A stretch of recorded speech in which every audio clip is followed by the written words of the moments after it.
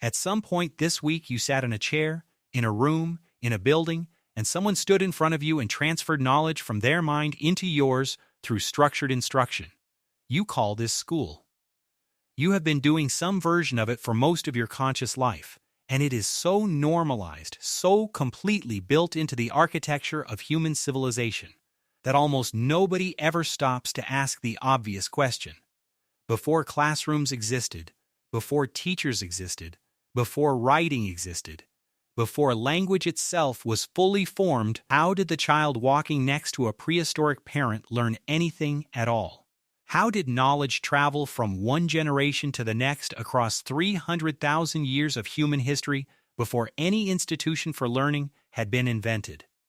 The answer is something humans still do, and have always done, without ever thinking of it as education.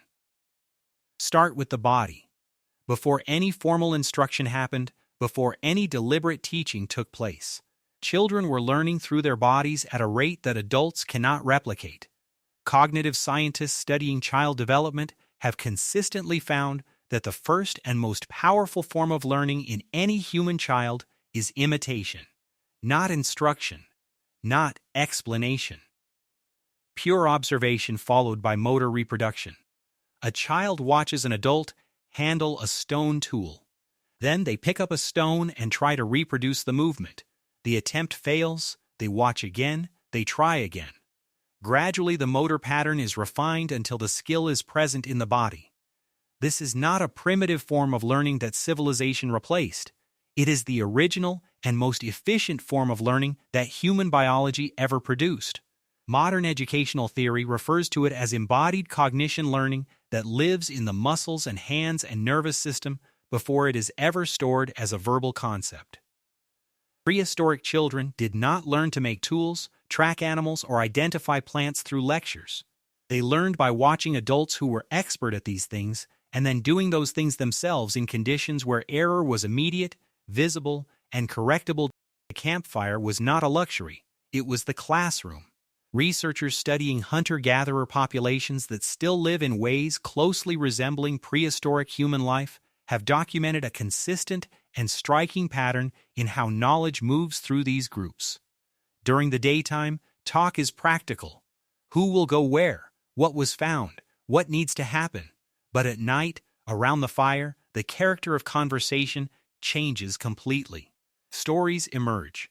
The Kalahari's Juhoansi people were studied over extended periods by anthropologist Polly Wiesner, and what she found was that approximately 80% of their nighttime conversation was narrative stories about people, places, animals, and events that carried embedded knowledge about the world. A story about a man who underestimated a certain type of snake was not entertainment. It was a survival lesson wrapped in memory-friendly form. A story about a woman who found a specific plant near a specific type of rock formation during a particular season was not gossip. It was a map and a botanical guide combined into a format the brain would retain for decades. Fire, by pushing back the predators and extending the usable hours of the day, created the first protected space in human history where knowledge could be transferred through story to children who were not yet capable of direct participation in adult activity. This is why every human culture that has ever existed has told stories to its children. Not because it is charming, because it is the most reliable information transfer technology the brain has ever developed. Then language arrived. And language did not just make communication easier. It fundamentally changed the architecture of what could be taught. Before language, you could only teach someone to do something by showing them how. After language, you could teach someone to avoid something they had never seen, prepare for something that had not yet happened, and understand something that had occurred before they were born.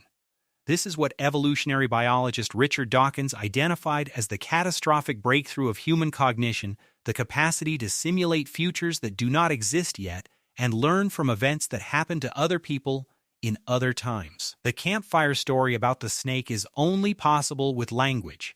The warning about the distant seasonal migration route that will become critical in winter is only possible with language. Language transformed education from direct demonstration into something that could span time and distance, in ways that no other species has ever achieved. Deliberate apprenticeship in which an older expert takes a younger learner through a structured process of skill development appears to be deeply ancient. Archaeological analysis of stone tool manufacturing sites has revealed something remarkable. The flaking patterns on practice tools found near sites of expert tool making show consistent characteristic errors of novice manufacture alongside the corrected work of the expert beside them. This is not accidental collocation. These are teaching moments preserved in stone. Someone who knew what they were doing was working alongside someone who did not yet know. And the learner's failed attempts are preserved alongside the teacher's successful ones as clearly as if a lesson plan had been filed in a cabinet. The apprenticeship model watch, try, fail, correct, repeat is at least 300,000 years old and possibly older. It is the oldest pedagogical system in existence, and it was operating long before anyone had a word for education. By the time writing emerged roughly 5,000 years ago, and formal schools began appearing in Mesopotamia and Egypt, the core technologies of human learning had already been running for hundreds of thousands of years. The first known formal school on record is a Sumerian institution from around 2500 BC called the edubba, the tablet house, where scribes learned to read and write cuneiform through repetitive copying exercises. The methods were remarkably consistent with what had come before: demonstration by an expert, repetition by the learner, correction, repetition again. The campfire had become a room. The storyteller had become a teacher. The stone tool practice had become a clay tablet exercise. But the underlying architecture of how human knowledge passed from one mind to another had not changed in 300,000 years. And it still has not. The deepest insight about prehistoric education is not how different it was from school.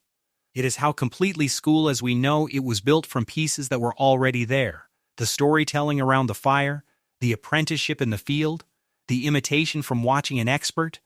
These were not the predecessors of education. They were education. Everything that came after the buildings, the curricula, the qualifications, the examinations was a formalization of a system that had already worked without any of those things for the entire length of human existence.